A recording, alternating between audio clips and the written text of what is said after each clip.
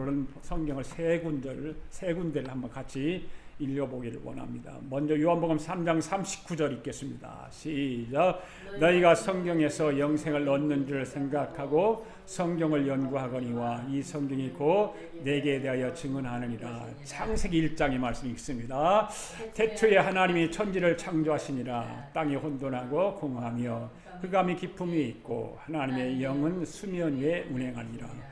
하나님이 이르시되 빛이 있으라 하시니 빛이 있었고 빛이 하나님 보시기에 좋았더라. 하나님이 빛과 어둠을 나누사 하나님이 빛을 낮이라 부르시고 어둠을 밤이라 부르시니라. 저녁이 되고 아침이 되니 이는 첫째 날이니라. 고린도후서 4장 말씀 읽습니다. 그중에 이 세상에 신이 믿지 아니하는 자들의 마음을 혼미케 하여 그리스도의 영광의 복음의 광채가 비치지 못하게 하매니 그리스도는 하나님의 형상이라. 우리는 우리를 전파하는 것이 아니라 오직 그리스도 예수의 주 되신 것과 또 예수를 위하여 우리가 너희 종된 것을 전파함이라. 어두운 데 빛이 빛이라 말씀하셨던 그 하나님께서 예수 그리스도의 얼굴에 있는 하나님의 영광을 아는 빛을 우리 마음에 비추셨느니라.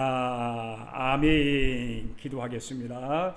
살아계신 하나님 아버지, 은혜와 사랑을 참으로 감사합니다.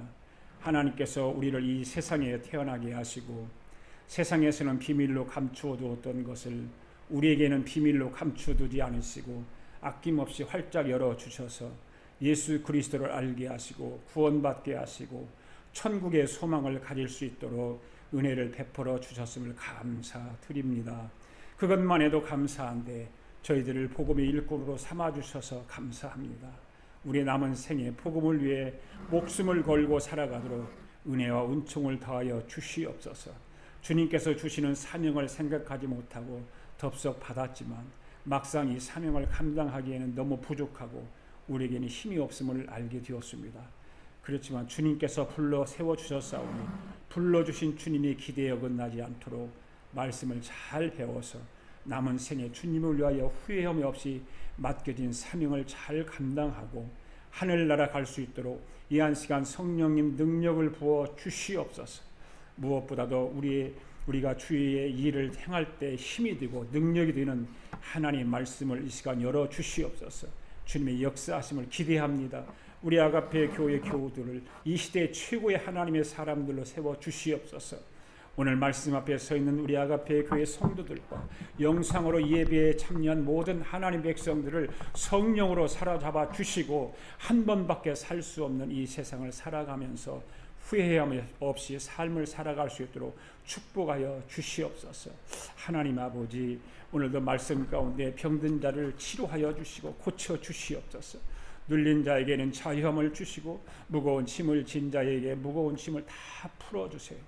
회개하지 못하는 자들에게는 회개의 영으로, 깨닫지 못하는 자들에게는 깨달음의 영으로, 지혜가 부족한 자들에게는 지혜의 영으로, 문제를 안고 몸부림치는 자들에게는 문제를 해결하는 영으로 성령 하나님께서 이 자리를 채워주셔서 모든 예배자들이 주님 앞에 예배하는 이 한 시간이 실감날 수 있도록 우리를 축복하여 주시고 인도하여 주시옵소서. 감사드리며 예수님의 이름으로 기도하옵나이다. 아멘. 이 시간에 우리 함께 같이 성경에 기록된 말씀이 하나님의 말씀이 나는 믿습니다 하고 같이 한번 같이 읽어봅시다. 시작. 나는 성경에 기록된 말씀이 하나님의 말씀인 것을 믿습니다. 나는 하나님의 말씀이 살아있는 말씀으로 믿습니다. 나는 하나님의 말씀이 조금도 오류가 없음을 믿습니다. 오늘도 하나님 말씀을 배우면서 그 말씀을 깊이 묵상하고 마음에 받아들여 꼭 변화되기를 고백하며 이제 절대로 부패되지 않고 불멸하고 영원한 하나님의 말씀을 듣게 될 것인데 하나님의 말씀을 통하여 반드시 내 삶이 변화될 것을 예수님으로 고백하며 다짐합니다. 아멘. 할렐루야. 오늘도 하나님의 은총과 은혜가 예배를 드리는 여러분 모두에게 충만하게 되기를 축복합니다. 인사를 한번 합시다. 주의 사랑으로 사랑합니다. 함께 예배에 드리게 되어서 감사합니다. 할렐루야. 아멘. 여러분 복음의 핵심 중에 핵심이 무엇이라고 여러분 생각하시나요?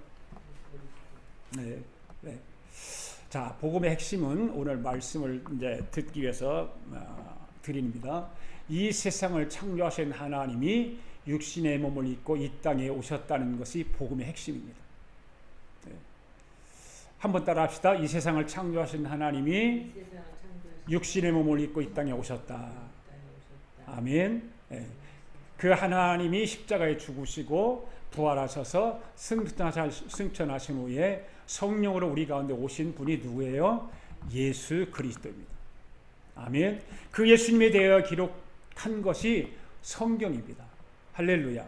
믿습니까? 그래서 인류 역사에 기여한 사람들 가운데 하나님의 말씀을 가까이 하지 않는 사람이 거의 없습니다. 정치, 경제, 군사, 의학, 문학, 예술 이런 것들을 통해서 보면 그 분야에서 탁월한 인물들은 모두가 성경과 하나님의 말씀과 연관이 있다는 거죠. 여러분, 정치를 한번 우리가 생각해 봅시다. 미국의 정치인들을 보세요. 조지 워싱턴, 토마스 제퍼슨, 미국을 초대 대통령 이런 사람들 아닙니까? 그리고 아브라함 링컨, 로널드 레이건, 그 다음에 지미 카터, 이런 분들을 한번 보십시오. 이런 분들은 성경과 다 연관이 있는 사람들이죠.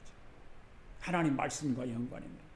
경제계는 록펠러, 카네기 이런 사람들, 군사 분야에서는 더글라스 메가더, 아이젠하워, 론널 장군 이런 사람들, 그리고 교육 분야의 페스탈로치 같은 사람들, 다 성경하고 연관이 되어 있습니다.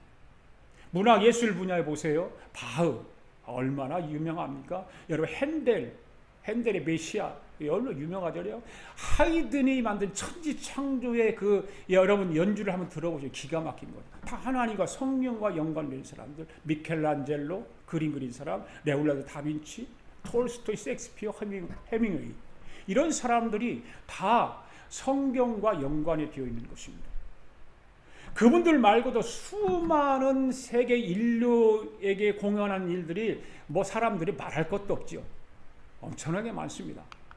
이 모든 사람들은 하나님의 말씀이 기록된 성경을 붙잡은 사람들이었다는 거죠. 여러분 믿습니까? 여러분, 세계에서 가장 지식의 집합체라고 하는 학문의 최근 아이비리그가 어딘지 아세요? 보십시오. 브라운 대학교, 콜롬비아 대학, 코넬 대학, 다트모스 대학, 하버드 대학, 펜실베니아 대학, 프린스턴 대학교, 예일 대학교 이런 곳들이 다 아이비리그에 속해 있는 대학들입니다. 그 중에 특별히 하버드 대학의 여러분 강령을 한번 보시기 바랍니다. 하버드 대학의 강령은 첫 번째가 뭐냐면 모든 학생은 자신의 삶과 학업의 주된 목적이 영생이신 하나님과 예수 그리스도 안에 있음을 명심해야 한다. 이 첫 번째로 성경 하나님의 말씀을 명심하라는 거예요. 두 번째는 뭐였어요? 모든 학생은 하나님이 지혜를 주시는 분임을 명심하면서 은밀한 곳에서의 기도를 통해 하나님의 지혜를 간구해야 된다. 이 성경과 연관되어 있습니다. 그리고 세 번째가 뭐예요? 모든 학생은 하루에 2번 성경을 읽음으로써 성경의 용어와 사상뿐만 아니라 영적 진리들에 대해서도 언제든지 설명할 수 있어야 된다. 이것이 하버드 대학교의 학생들 강령입니다. 얼마나 이 좋은 학교입니까? 성경을 가치를 가지고 학생들의 강령을 만들어서 그렇게 지도하고 있는 것입니다. 그런데 이 학교들이 처음 시작할 때부터 무엇으로 시작했냐면 이 학교들이 시작할 때는 목사님을 양육하기 위해서 신학교로부터 시작한 학교들입니다.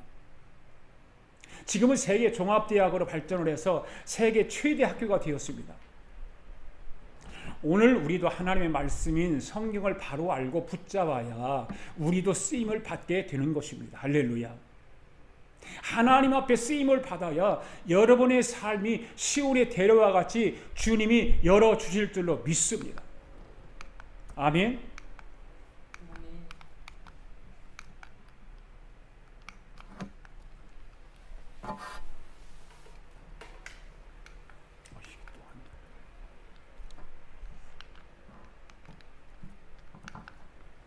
잠깐만요.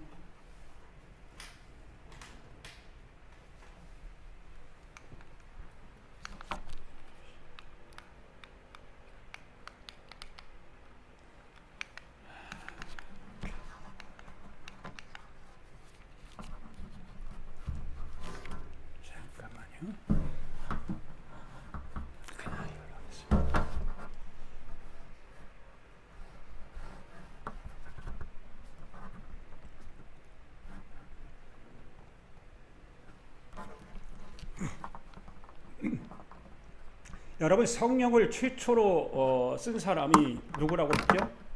모세라고 그랬죠. 모세라고 그랬습니다. 인류 최고의 작품인 성경을 모세가 썼습니다. 아멘. 그런데 모세는 어떻게 성경을 쓸 수 있었는가? 여러분, 인류 역사 가운데 성경이 없었다고 한번 생각해 보시기 바랍니다.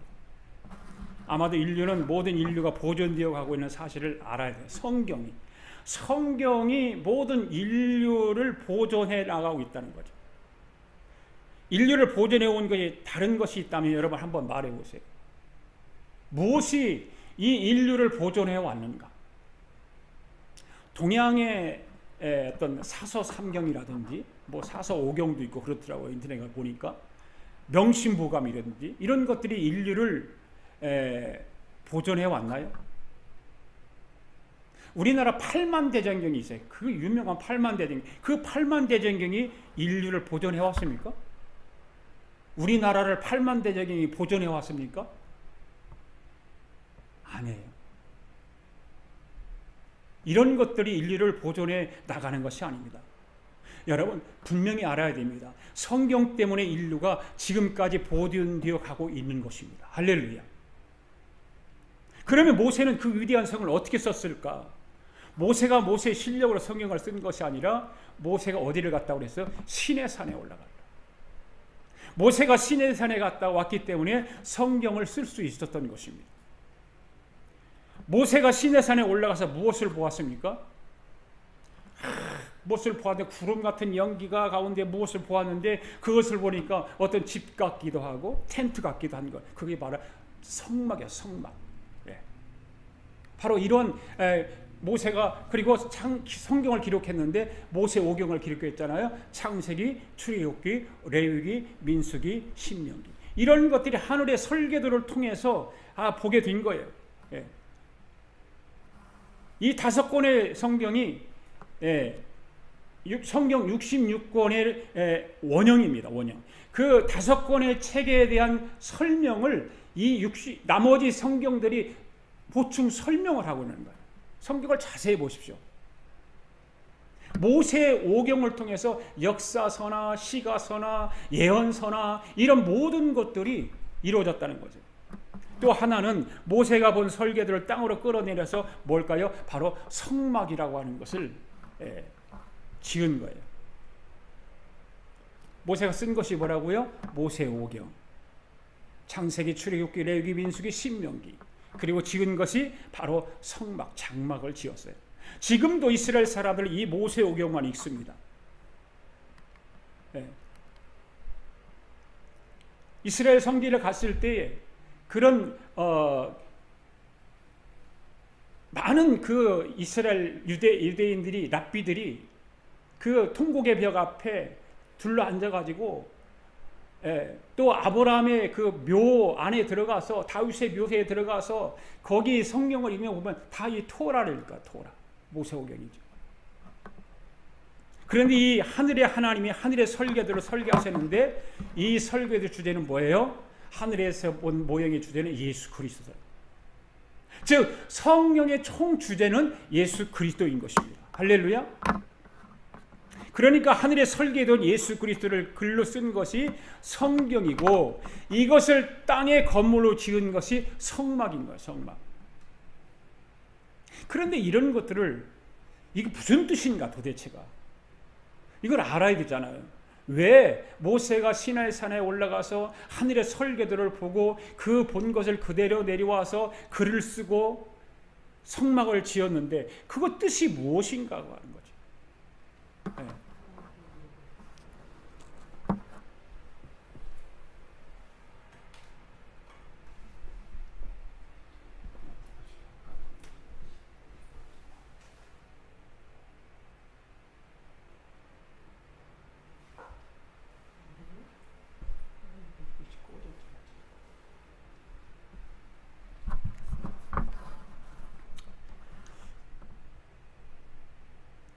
모세오경 이후로 여호수아로부터 수많은 선지자들이 있었지만 이 모세가 시내산에서 본 모세오경과 성막을 부분적으로 해석을 했지만 완전하게 해석한 사람이 없었다는 것입니다.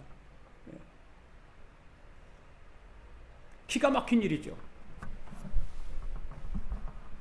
수천 년이 지나도록 해석할 수 있는 사람이 없었습니다.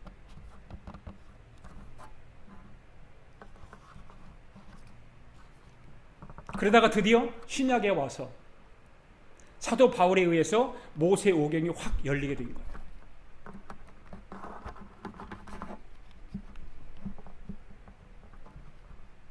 사도 바울이 아니었으면 영원히 감춰질 뻔했던 하늘의 설계도가 열리지 않았습니다. 사도 바울이 아니었으면 도저히 열릴 수가 없었죠. 영원히 감춰질 뻔했던 하늘의 설계도가 사도 바울에 의해서 열리게 된 것입니다. 그렇다면 바울은 어떻게 그것을 알고 있었을까요? 바울이 그것을 알게 된 것은 사도 바울도 어디로 올라갔기 때문에 그러죠. 어디로 올라갔을까요? 사도 바울은 셋째 하늘에 올라갑니다. 셋째 하늘.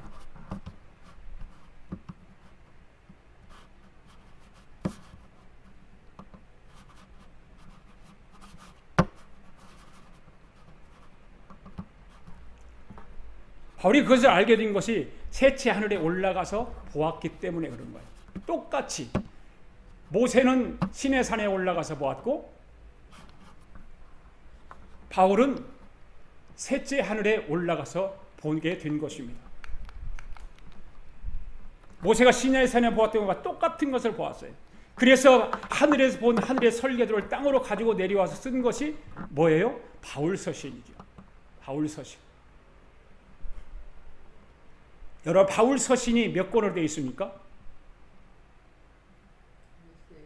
13권이 되어 있죠. 로마서로부터 히브리서 전까지 13권의 성경을 썼습니다. 이 바울이 서신 13권의 책은 모세오경을 완전하게 해석을 한 책입니다. 아멘.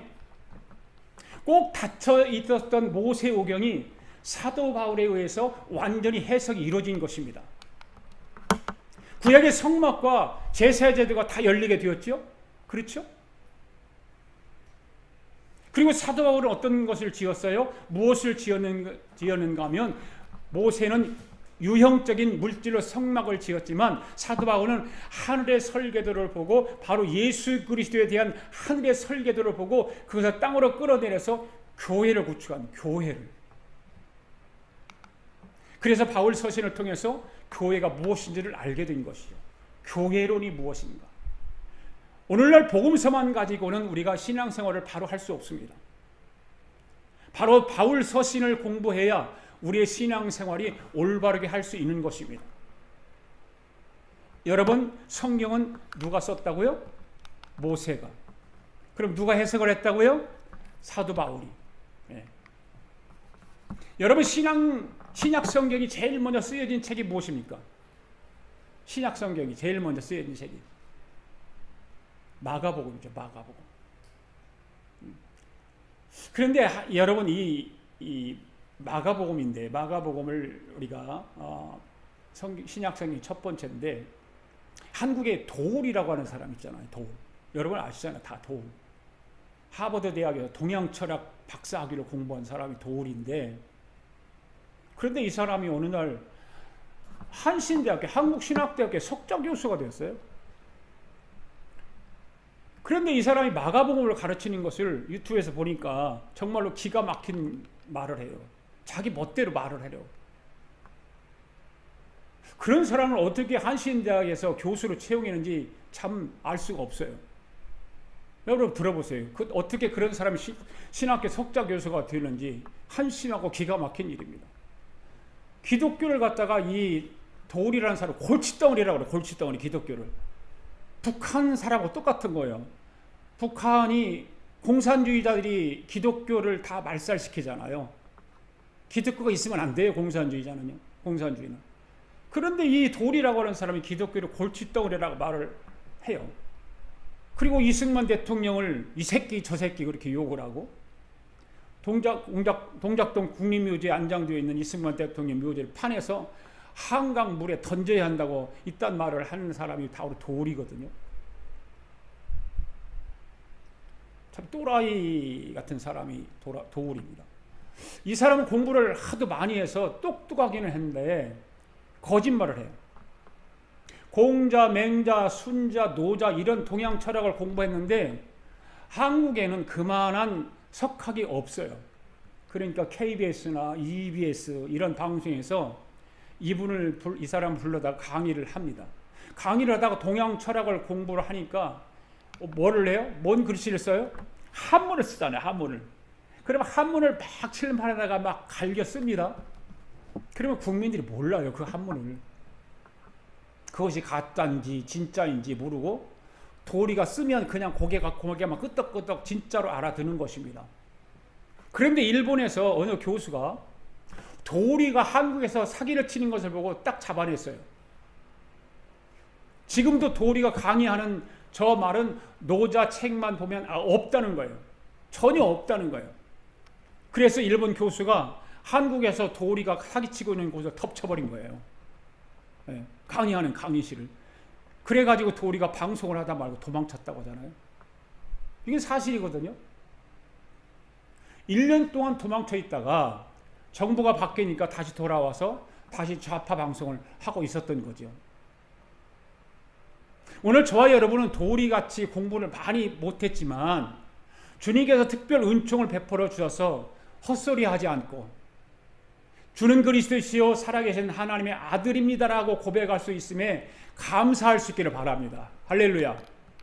그렇게 고백할 수 있는 것은 하나님의 특별한 은총이 임했기 때문이에요. 믿습니까? 그러니까 이 바울 서신은 모세가 시내산에 올라가서 하늘의 집을 보고 내려와서 모세가 기록한 모세오경을 해석하는 책이 바울 서신입니다. 아멘. 이 바울 서신이 몇 권으로 되어 있다고요? 13권. 로마서로부터 시작해서 히브리서 전까지. 그리고 모세가 본 것을 땅으로 가지고 내려와서 건축한 것이 성막인데 바울은 이것을 보고 교회를 구축했습니다. 건물의 교회가 아니에요. 바로 저와 여러분이 교회라고 하는 것을 바울 서신을 통해서 말을 하고 있는 거예요. 여러분, 교회라는 말은 전혀 유형적인 그런 건물을 말하는 것이 아니에요. 구원받은 사람들이 교회예요. 믿습니까? 바울이 바로 이 교회가 무엇인지를 정확하게 바울 서신을 통해서 알려주는 것입니다. 그러니까 모세오경하고 바울 서신은 같은 거라고 보아야 하는 것이죠. 왜 같은 것일까요? 모세오경을 바울이 해석을 했기 때문에. 그런데 여러분 보십시오. 하늘의 모형을 모세에게만 보여주는 것이 아닙니다. 그것을 시대적으로 대표적인 사람에게 가끔 보여주었습니다. 어떤 사람에게 보여줬을까요? 첫 번째는 모세에게, 그 다음에 사도 바울에게, 그 다음에 아브라함에게. 하나님이 아브라함에게 무엇을 보여줬을까요? 성을 보여줬어요. 성. 살렘성으로. 여러분, 살렘성의 왕이 누구예요? 그렇죠. 멜기세덱이죠. 네. 다윗도 마찬가지예요. 다윗이 하늘에서 설계도를 보았어요. 그리고 그 본 것을 이 땅에 구축을 했으며 그것이 바로 예루살렘성이에요. 예루살렘. 지금도 그 예루살렘이 있잖아요. 그런데 여러분, 이 예루살렘 성은 땅에서 만들어진 게 아니에요. 하늘에서 내려온 거예요. 하늘의 설계도에 의해서 이루어진 거예요. 이 통로로 쓰임받은 하나님의 사람들과 같이 오늘 저와 여러분들도 그런 통로로 쓰임받기를 원합니다. 하늘의 설계도를 통해 이루는 일에 줄을 서는 자는 복이 있는 줄로 믿습니다. 우리 아가페 교회 성도 여러분, 오늘 영상으로 예배드리는 여러분들은 이런 복을 받는 하나님의 백성들이 되기를 바랍니다. 여러분, 모세, 아브라함, 다윗, 사도 바울과 같이 시대마다 하늘의 설계도를 땅으로 가지고 내려와서 이룬 사람들이 있습니다. 그런데 하늘의 설계도를 완성한 사람이 또 있는데 그 사람이 누굴까요? 바로 사도 요한이죠. 여러분, 사도 요한이 말하는 완성된 계시를 뭐라고 말하는지 아십니까? 아브라함이 말하는 살렘성과 다윗이 말하는 예루살렘 성이 아니라 사도 요한이 말하는 완성되시는 거룩한 성 새 예루살렘이라고 불렀죠. 이 모든 주제는 예수 그리스도예요. 아멘. 그래서 세상 마지막에는 하늘의 새 예루살렘이 예수 그리스도를 통해서 이루어지는 것입니다. 할렐루야. 믿습니까? 우리가 다니엘서를 통해서 공부해봤잖아요. 보세요. 다니엘서를 보면은요, 다니엘서 전체는요 세 단계로 되어 있다고 그랬잖아요. 이거는 뭐예요? 금성의 계시, 이거는 짐승의 계시, 이거는 70일의 계시. 이런 세 단계로 되어 있습니다. 이런 모든 것들을 통해서 어떻게 이루어져요? 바로 하늘의 예루살렘도 예수 그리스도를, 마지막에도 동상의 계시도 예수 그리스도가 지배하게 되어 있어요. 그 다음에 짐승의 계시도 예수 그리스도가 지배하게 되어 있어요. 그 다음에 70일에도 결국은 예수 그리스도가 이루어지는 거예요. 이렇게 되어 있단 말이에요. 네. 오늘 수많은 사람들이 하나님의 말씀을 접근할 때 인간의 이성으로 접근을 하니까 성경이 보이지 않죠. 오늘 우리 아가페교회 성도들은 성령의 통로로 들어가시기 바랍니다. 그리하면 성경이 보이기 시작하는 거죠. 그리고 여기서 중요한 한 가지를 짚고 넘어가야 하는데, 이 하늘의 설계도가 땅으로 내려왔습니다. 그것을 성경이라고 합니다. 그런데 이 하늘의 설계도가 이 세상을 천지 창조하기 전에 하나님이 설계도를 먼저 만들었을까요? 아니면 천지 창조 후에 이 설계도가 생겨났을까요? 둘 중에 하나죠. 전입니까? 후입니까? 이 설계는 창세 전입니다. 창세 전입니다. 이 사실을 알고 모르는 것이 하나님의 말씀을 바로 알고 있느냐 모르고 있느냐에 있어서 결정적인 저와 여러분의 신앙의 결정이 이루어지는 거예요. 네. 여러분, 하늘 설계도, 즉 거룩한 성 새 예루살렘이 만들어진 것은 이 세상이 창조되기 전에 먼저 만들어진 거예요. 할렐루야. 우리가 이 다음에 하나님 거룩한 성 새 예루살렘에 들어가는 것도 이미 하늘의 설계도에 만들어진 거예요. 여러분 한번 생각해 보세요. 여러분들이 살고 있는 집을 다 지어놓고 설계를 합니까? 이 설계도를 만들어 놓고 집을 짓습니까? 설계도를 만들어 놓고 집을 짓잖아요. 어느 멍청한 사람이 집을 지어놓고 설계도를 그리는 사람이 있을까요? 없지요. 하나님도 마찬가지입니다. 설계도를 다 그려놓고 이 세상을 시작하는 거예요. 아멘. 설계도를 다 그려놓고, 그래서 하늘의 설계도를 땅으로 끌어내려서 첫 번째 하신 일이 무엇일까? 바로 천지창조예요. 믿습니까? 바로 천지창조. 여러분, 이런 하나님의 말씀이 기록된 성경을 이와 같이 알아야 하는 거예요. 우리가 하나님의 말씀을 바로 알아가기 위해서는 공식이 있어야 되잖아요. 그냥 무조건되고 성경 말씀이 있으니까 다 똑같다 이렇게 하고, 물론 이래도 맞고 저래도 맞겠죠.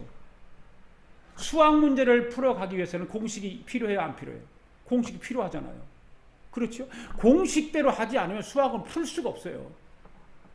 풀리지가 않아요. 그렇듯이 하나님의 말씀을 바로 알기 위해서는 공식이 있어야 하나님의 말씀의 깊이를 알 수 있다는 거예요. 믿습니까? 지금까지 2주에 걸쳐서 설명한 이 구도를 잘 알아야 돼요. 다시 한번, 하늘의 설계도가 창조 전입니까? 창조 후입니까? 창조 전입니다. 이것이 정리가 되어야 여러분이 영적 싸움에서 이길 수 있습니다. 이제 창세기 1장의 말씀을 들어갈 텐데, 이제 여러분들이 창세기 1장의 말씀을 들으실 때 이해가 가게 될 것입니다. 네. 여러분 생각 속에 완전하게 자리 잡고 있는 하나님 말씀을 대하면 하나님 말씀이 보이게 되는 거죠. 우리 아가페의 성도들 모두는 하나님의 말씀이 확 열리게 되기를 바랍니다. 할렐루야. 그러면 이것이 바울이 최초로 알아냈다는 데가 어디일까요? 오늘 고린도후서 4장 말씀입니다. 같이 읽습니다. 시작. 그중에 이 세상의 신이 믿지 아니하는 자들의 마음을 혼미케 하여 그리스도의 영광의 복음의 광채가 비치지 못하게 함이니 그리스도는 하나님의 형상이니라. 우리는 우리를 전파하는 것이 아니라 오직 그리스도 예수의 주 되신 것과 또 예수를 위하여 우리가 너희 중 도움된 걸 전파함이니라. 어두운 데에 빛이 비치라 말씀하셨던 그 하나님께서 예수 그리스도의 얼굴에 있는 하나님의 영광을 아는 빛을 우리 마음에 비추셨느니라. 자, 6절 잘 보세요. 어두운 데서 빛이 있으라 그랬죠. 어두운 데서 빛이 있으라. 어두운 데서 빛이 있으라 하신 때가 언제일까요? 창세기 1장이죠. 그죠? 창세기 1장. 창세기 1장을 읽습니다. 시작. 태초에 하나님이 천지를 창조하시니라. 땅이 혼돈하고 공허하며 흑암의 깊음이 있고 하나님의 영은 수면 위에 운행하시니라. 하나님이 이르시되 빛이 있으라 하시니 빛이 있었고 거기 빛이 있어 거기까지만 읽습니다. 3절까지만. 태초에 하나님이 천지를 창조하실 때 땅이 혼돈하고 공허하며 흑암의 깊음 위에 있을 때 이 말씀을 사도 바울이 알게 된 거죠. 알게 된 거예요. 어두운 데서 빛이 있으라고 하는 이 빛은 어느 빛을 말할까요? 어느 빛일까요?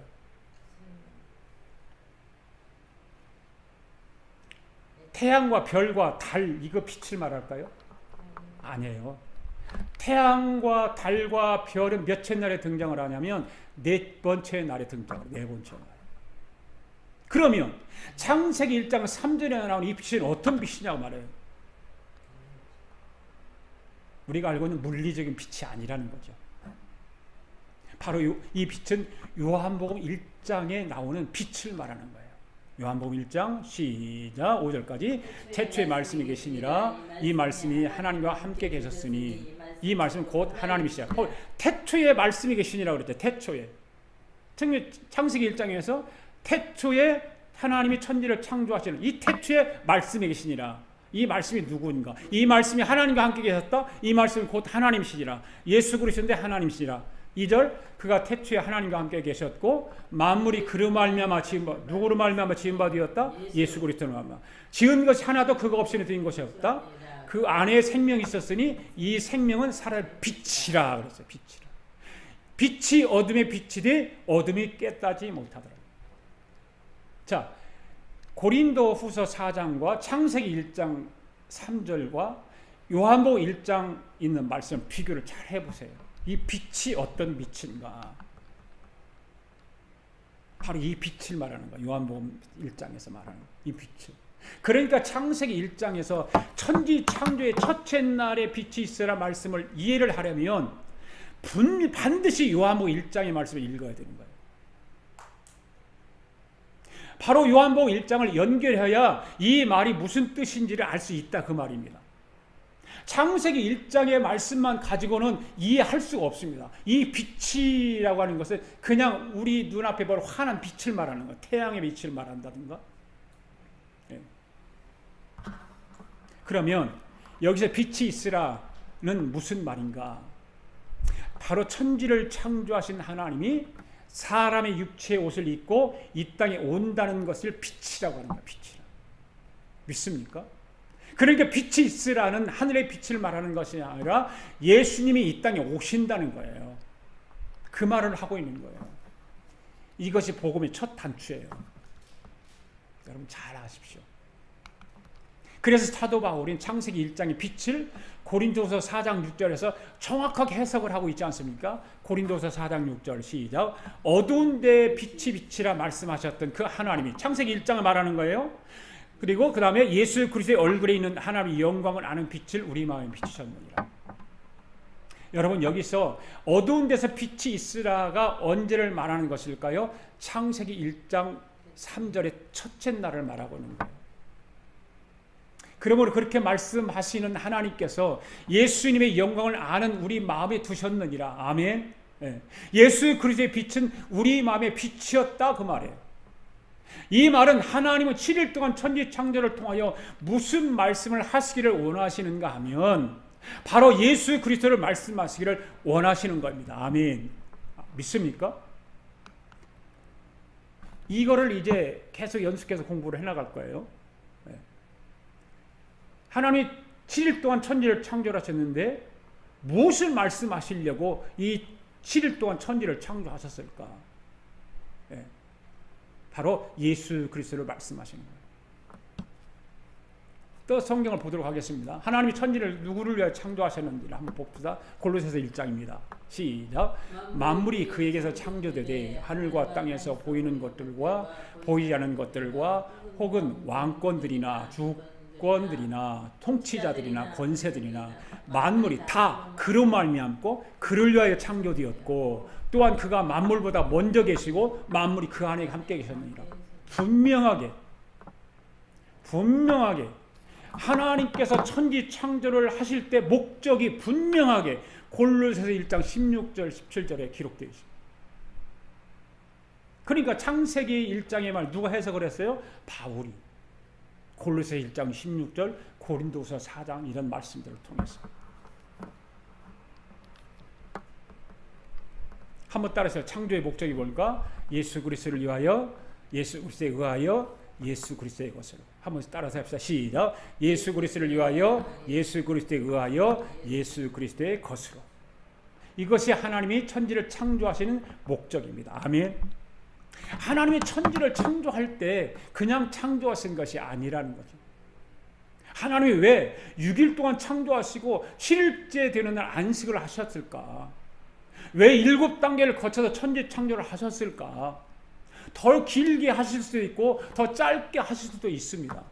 이 모든 것을 하나님이 천지를 창조하신 목적이 누구를 위해서? 예수 그리스도를 위해서, 예수 그리스도에 의해서, 예수 그리스도의 것으로. 여러분, 이 말씀을 이 골로새서 1장 6절, 7절, 16절, 17절 말씀을 잘 여러분 보시면은 이 말씀을 인용해서 많은 백성들에게 칭송받았던 미국의 대통령이 있어요. 누굴까요? 아브라함 링컨이죠. 아브라함 링컨이 뭘 했어요? 뭐라고 말했어요? 자 보세요. For the people, by the people, of the people. 국민을 위하여, 국민에 의하여, 국민의 것으로. 바로 골로새서 1장 16절의 말씀을 인용해서 For the people, by the people, of the people 이렇게 연설한 유명한 연설이에요. 미국 역사상 가장 고통스러운 남북 전쟁을 감당했던 이 링컨 대통령이 민주주의는 국민에게서 권력이 나온다는 것을 잘 표현한 연설이잖아요. 이게 다 알아요, 웬만하면. 그러니까 모세오경을 해석하기 위해서는 반드시 바울 서시로 하지 않으면 해석이 불가능한 거예요. 다시 정리합시다.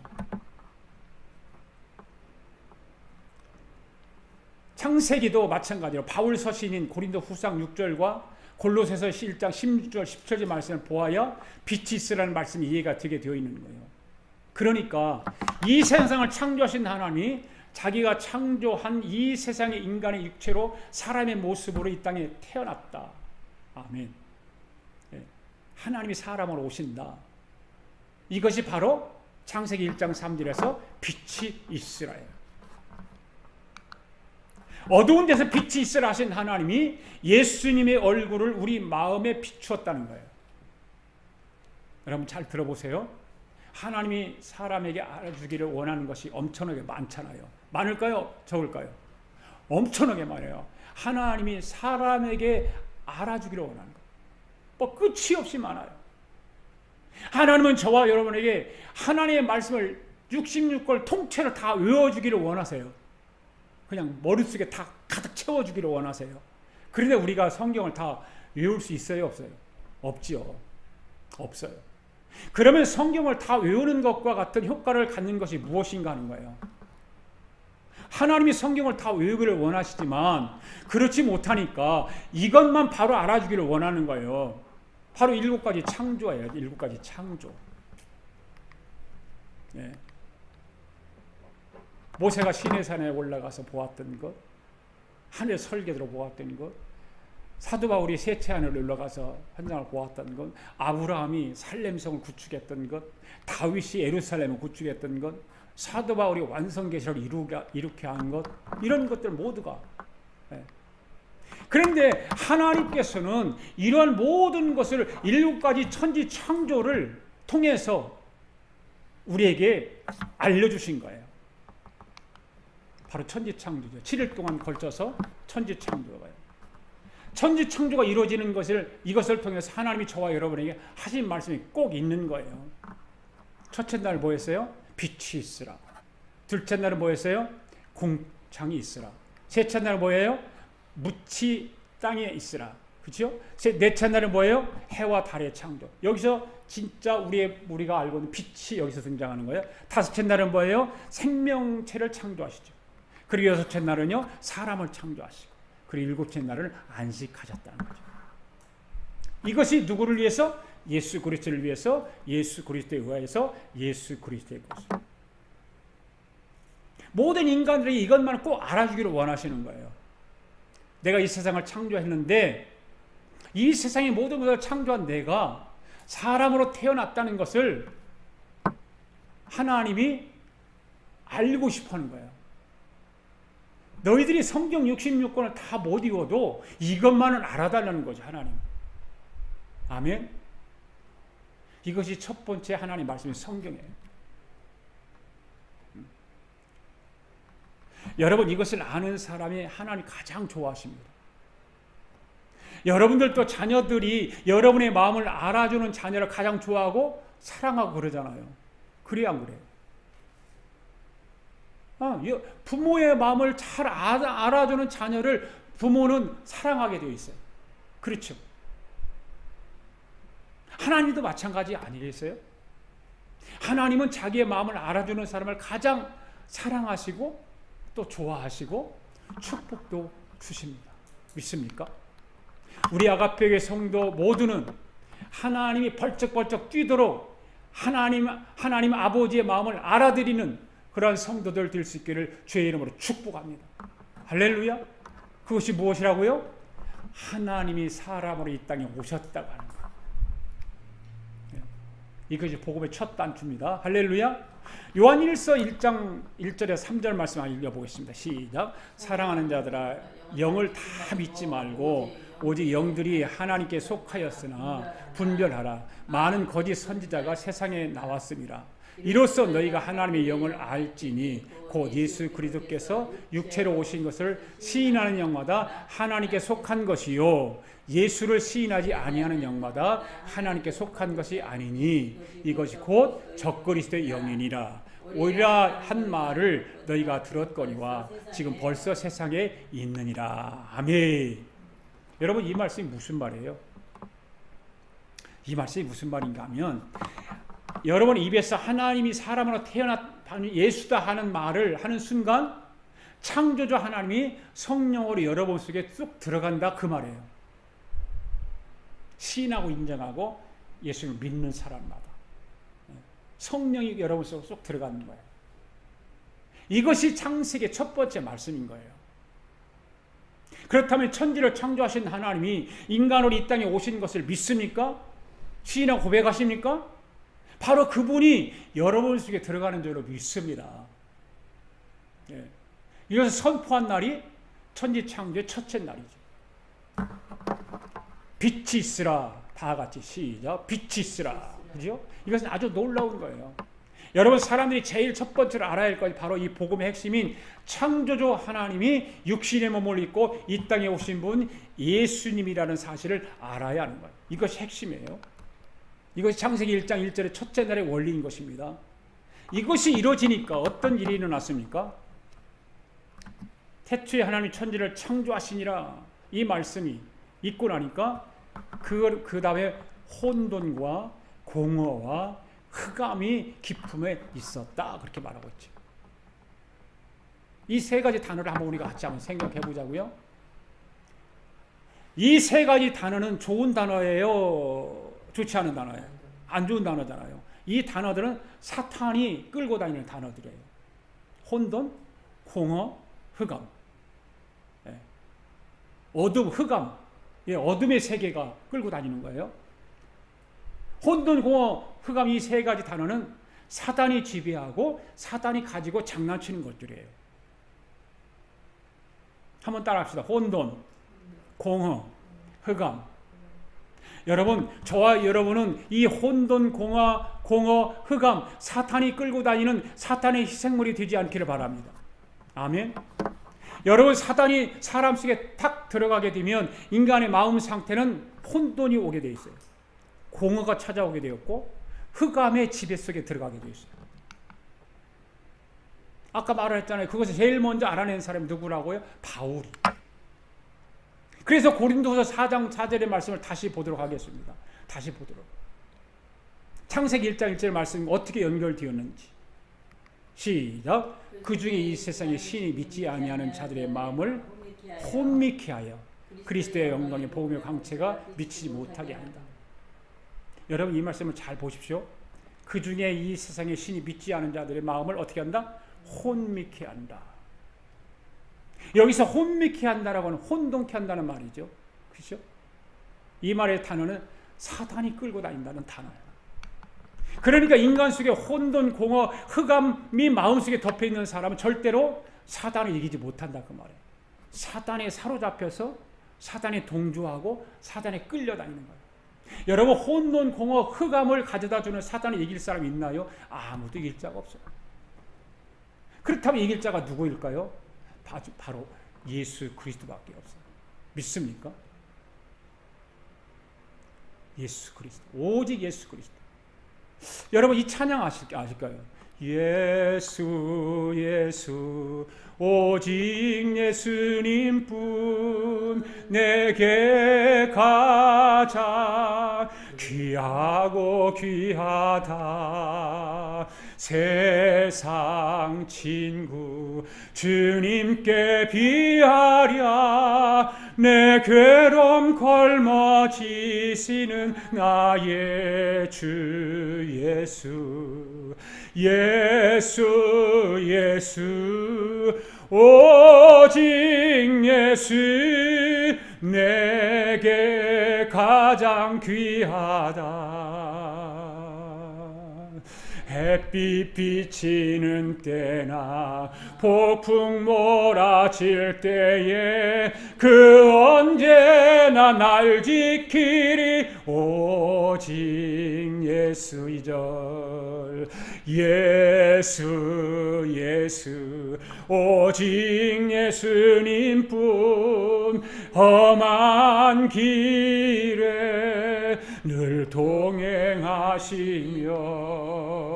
내 원수들 날 에워쌀 때도 나 위에 싸워 이기신 나의 주 예수. 예수 예수 오직 예수 내게 가장 귀하다. 햇빛 비치는 때나 폭풍 몰아칠 때에 그 언제나 날 지키리 오직 예수. 3절 예수 예수 오직 예수님뿐 죄인의 벗 진리의 주로다. 변함없고 늘 살아 계시니 날 구원하신 능력의 구세주 예수. 예수 예수 오직 예수 내게 가장 귀하다. 햇빛 비치는 때나 폭풍 몰아칠 때에 그 언제나 날 지키리 오직 예수. 아멘. 오늘 이 시간에 예수 그리스도가 여러분 심령 속에 깊이 들어가게 되기를 바랍니다. 아멘. 그래야 혼돈이 물러가는 거예요. 저와 여러분이 일생 동안 혼돈에 시달리지 않으려면 여러분 안에 예수 그리스도가 채워지기를 바랍니다. 예수 그리스도가 여러분의 삶의 주인이 되기를 바랍니다. 그렇게 모셔드리시기를 바랍니다. 여러분, 인간 속에는 어떤 사람이든지 그 속에 혼돈, 공허, 흑암이 자리 잡고 그것들이 짓누르고 있다는 걸 알아야 돼요. 그렇지만 그 속에 예수 그리스도가 채워지게 되면 혼돈이 물러가고 질서를 바꾸게 되는 것입니다. 아멘. 질서에도 여러분 보면요, 뭐가 있어요? 질서 세 가지 질서가 있잖아요. 예, 질서의 3대 질서는 가정의 질서, 그 다음에 뭐예요? 교회의 질서, 그 다음에 세상의 질서. 이런 질서들이 있죠. 여러분, 가정의 질서가 바로 잡히지 않으면 시끄러운 수가 나기 마련이에요. 예. 질서가 바로 잡혀 있는 가정은 복잡하지 않습니다. 각자 위치에서 질서를 바로 지켜 살아야 되어 있죠. 왜? 복잡하지 않아요. 네, 질서가 잡혀 있으니까 혼잡하지 않아요. 우리 아가페교회 성도들, 오늘 예배드리는 예배에 참여하는 여러분들의 가정은 하나님의 질서 안에서 믿음으로 세워가는 가정들이 되기를 바랍니다. 할렐루야. 교회도 세상도 마찬가지예요. 다 하나님 질서 안에서 지켜나가면 교회도 세상도 혼잡하지 않습니다. 네. 혼돈의 사탄은 떠나가게 되는 줄 믿습니다. 그 다음에 다음은 공허입니다. 공허. 여러분 속에 공허함이 없나요? 공허함이? 때로는 공허함들이 있잖아요. 그래서 자살하는 사람. 인간은 누구나 공허함이 있어. 그래서 자살해요. 우리나라 자살률이 세계 1위 있다고요. 인간계 인구 비례에 따지면 1위래요. 대통령이 자살을 하고, 큰 기업이 자살을 하고, 2020년도가 서울시장이 자살을 하고, 요즘은 성남 대장동 사건이 생기면서 대장동 관련된 사람들이 몇 명이 자살했어요? 4명이나 자살했어요. 지금 더 자살할 사람이 있을지도 몰라요.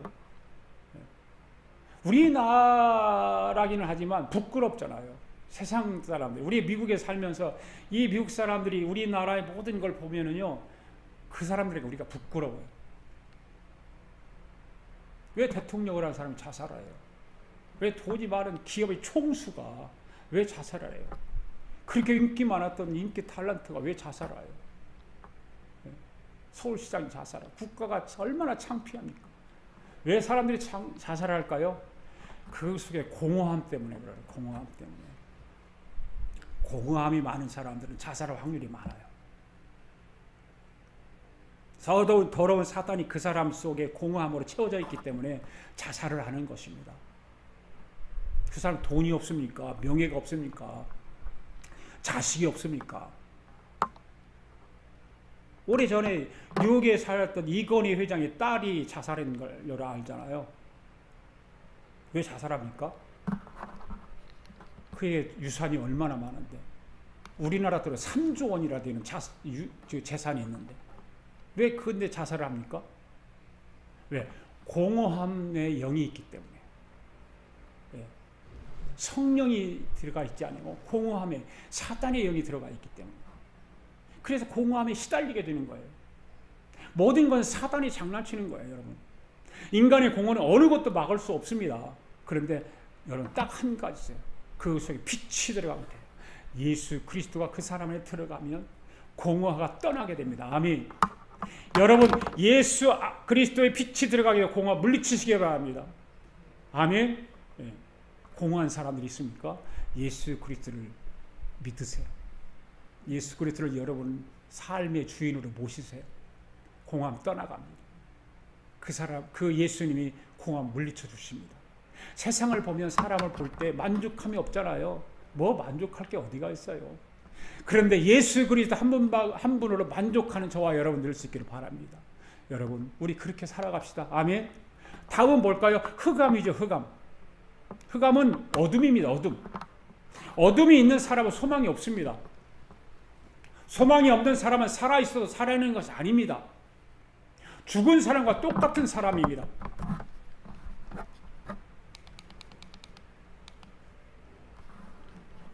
그러나 예수 그리스도의 빛이 들어가면 이 세 가지 혼돈, 공허, 흑암, 이 끝이 나는 거예요. 할렐루야. 사랑하는 성도 여러분, 이 공허, 혼돈, 흑암이 오늘부터 끝나기를 바랍니다. 끝이 나기를 바랍니다. 물리치기를 바랍니다. 공부를 많이 한다고 해서 떠나가는 게 아니에요. 이 세 가지는 혼돈, 공허, 흑암은 공부를 많이 한다고 떠나가는 게 아니에요. 돈을 많이 번다고 이것이 없어지는 것이 아니에요. 여러분 돈 많다고 혼돈이 안 올까요? 돈 많다고 여러분 공허하지 않습니까? 돈 많다고 흑암이 어둠이 찾아오지 않습니까? 소용없습니다. 오직 예수 그리스도가 내 속에 들어와야 모든 것이 떠나가는 것입니다. 할렐루야. 이것이 오늘 우리가 함께 다룬 창세기 1장의 빛이 있으라의 말씀이에요. 아멘. 여러분들이 앞으로 하나님 말씀을 볼 때에 이렇게 보아야 하나님께서 말씀을 하시는 의도를 알 수 있는 거예요. 왜 하나님이 이 말씀을 하셨을까? 왜 하나님이 여기에다 이 말씀을 기록해 놓았을까? 왜 이 성경이 여기에 있을까? 하나님이 천지를 창조하시고 빛이 있으라 했으니까 하나님이 빛은 만들었구나. 그렇게만 보면 하나님의 말씀을 바로 알 수가 없잖아요. 그 하나님의 말씀을 바로 알지 못하니까 우리 기독교가 이슬람에게 지고 차별금지법을 만드는 세력들에게 지고 있는 거예요. 왜일까요? 그것은 하나님의 의도대로 복음이 선포되어지지 않기 때문에, 하나님의 생각대로 하나님의 뜻대로 복음이 선포되어지지 않기 때문에 오늘 이 말씀을 듣는 우리 아가페의 성도들 복받은 줄 믿으시기를 바랍니다. 오늘 여러분과 제가 성경을 읽고 말씀을 들으면서 천지창조의 과정에서 빛이 있으라, 이 말씀은 천지창조의 목적을 위해서 기록된 성경이 아니라는 거예요. 하나님이 천지를 창조하는 그 과정을 통해서 하늘의 예수 그리스도를 땅으로 끌어내려 거기에 안착시키려고 하는 거예요. 의도가 그거예요. 할렐루야. 이런 성경의 깊이를 우리 알 수 있기를 바랍니다. 마지막으로 성경을 한 장 읽읍시다. 창세기 1장 26절에서 28절까지 있는 말씀. 시작.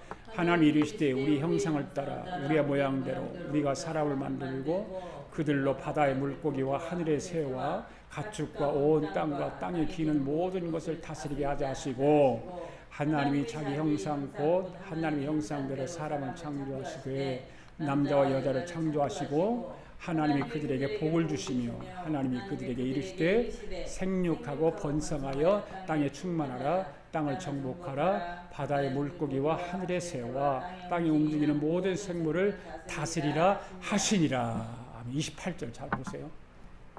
하나님 그들에게 무엇을 주신다? 무엇을 주신다?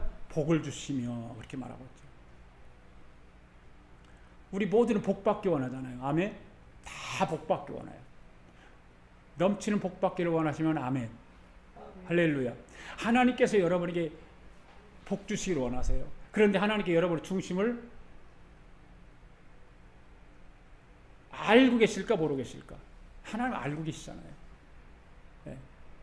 그러면 이 복이 하나님이 천지 창조를 하시고 나서 복을 주신다는 첫 번째 복에 대한 말씀이거든요. 복의 첫 번째 단어가 등장을 하잖아요.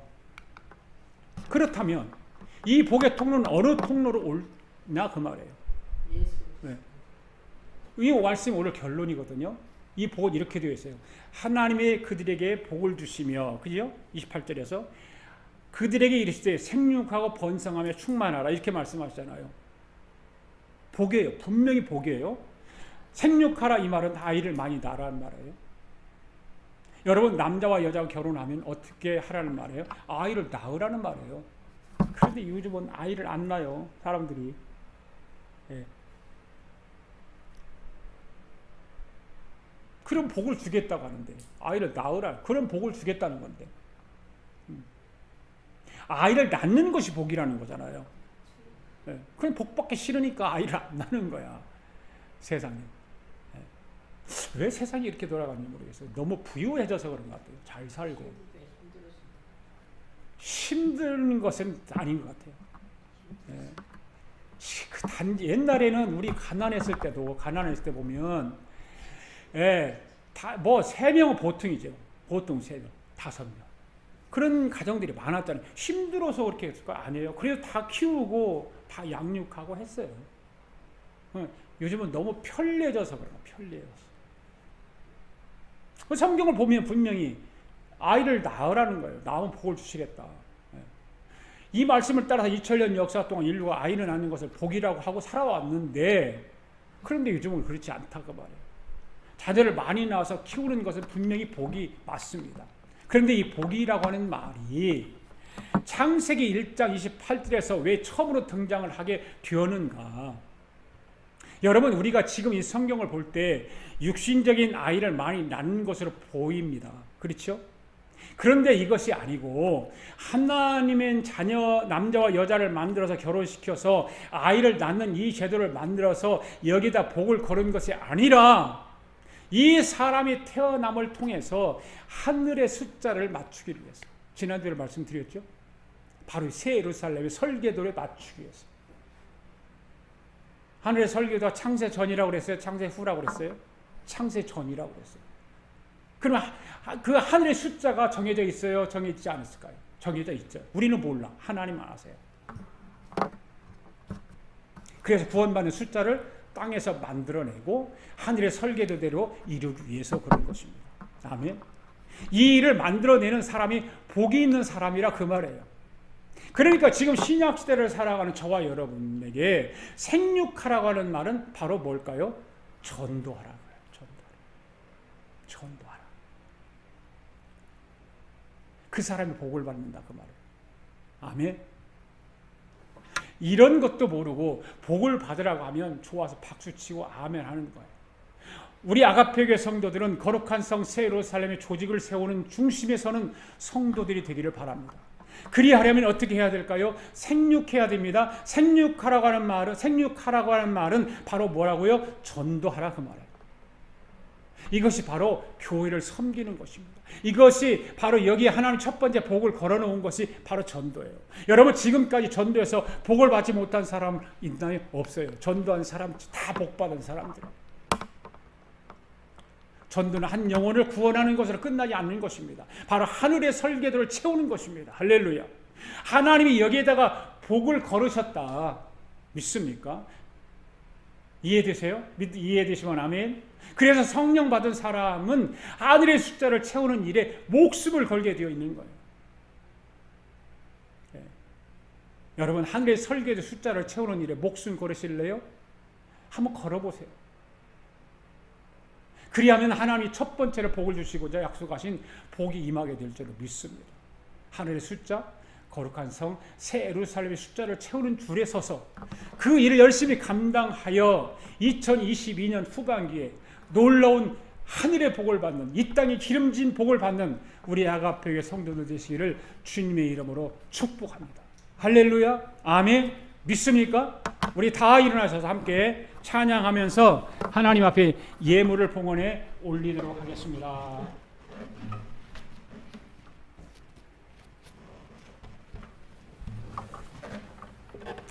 다 여러분들 오늘 예배 참여한 분들 하나님 앞에 예물을 봉헌해 드리시기를 바랍니다. 아멘.